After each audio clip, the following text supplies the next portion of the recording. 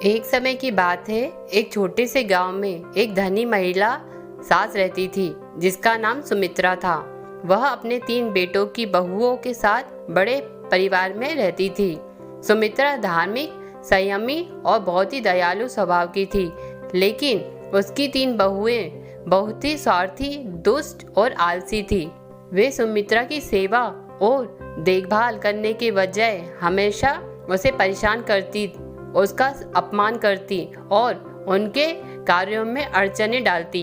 बहुएं हमेशा सुमित्रा के आदेशों की अवहेलना करती और उसके साथ दुर्व्यवहार करती। सुमित्रा ने उन्हें सही मार्ग पर लाने के लिए कई बार समझाया, लेकिन वे उसकी बातों को अनसुना कर देती। दिन प्रतिदिन उनकी बदसलूकी बढ़ती गई और वे सुमित्रा को तरह तरह से तंग करने लगी। उन्होंने सुमित्रा के पूजा पाठ में भी अड़चनें डालनी शुरू कर दी, जिससे सुमित्रा का मन बहुत दुखी हो गया। सुमित्रा एक बहुत धार्मिक महिला थी और हर रोज भगवान की पूजा करती थी।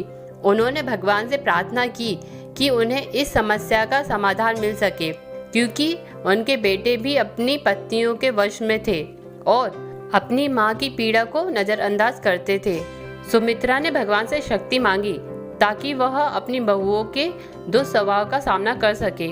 एक दिन जब तीनों बहुएं सुमित्रा के साथ बहुत बुरा व्यवहार कर रही थी, सुमित्रा का धैर्य टूट गया। उन्होंने अपनी बहुओं को बुलाया और उन्हें चेतावनी दी, तुम लोग मुझे बहुत समय से तंग कर रही हो। मैंने तुम्हें समझाने की हर कोशिश की, लेकिन तुमने मेरी किसी बात को महत्व नहीं दिया।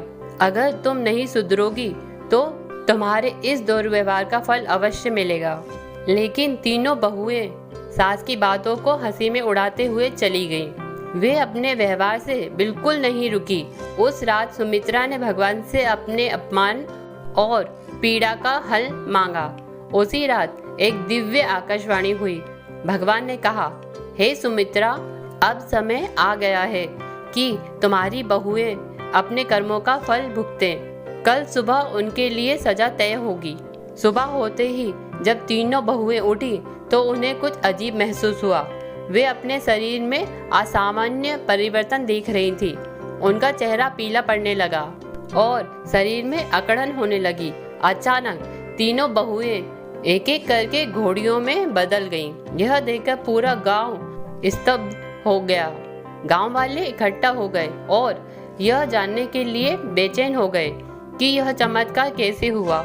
सुमित्रा ने सबके सामने कहा, यह मेरी बहुएं हैं जिन्होंने मुझे सालों तक तंग किया। भगवान ने इन्हें उनके दुष्कर्मों का दंड दिया है। अब यह घोड़ियां बन चुकी हैं और अपने किए का पश्चाताप करेंगी। गांव के सभी लोग सुमित्रा की ओर श्रद्धा से देखने लगे और भगवान के न्याय को सराहने लगे। अब तीनों बहुएं घोड़ियां बन चुकी थी और उन्हें काम के लिए इस्तेमाल किया जाने लगा। पहले जो बहुएं सुमित्रा की सेवा करने से मना करती थी, अब वे ही घोड़ियां बनकर दूसरों की सेवा करने पर मजबूर थी। खेती बाड़ी और अन्य कामों के लिए काम में लाया जाने लगा।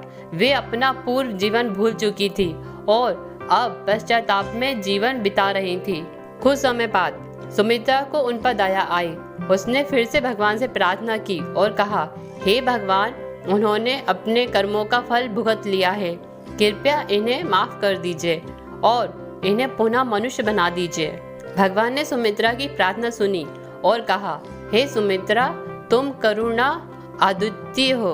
तुम्हारी करुणा अद्वितीय है। तुम्हारी प्रार्थना के कारण मैं इन्हें क्षमा करता हूँ, लेकिन इन्हें यह शिक्षा सदैव याद रहेगी।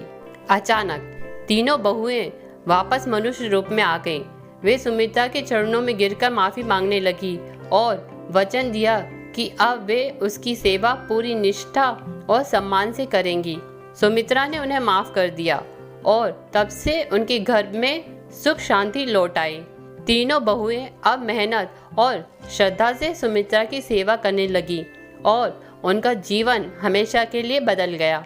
इस प्रकार भगवान ने उन्हें उनके कर्मों का पाठ सिखाया और सुमित्रा की करुणा ने उनके जीवन को पुनः सही दिशा में मोड़ दिया।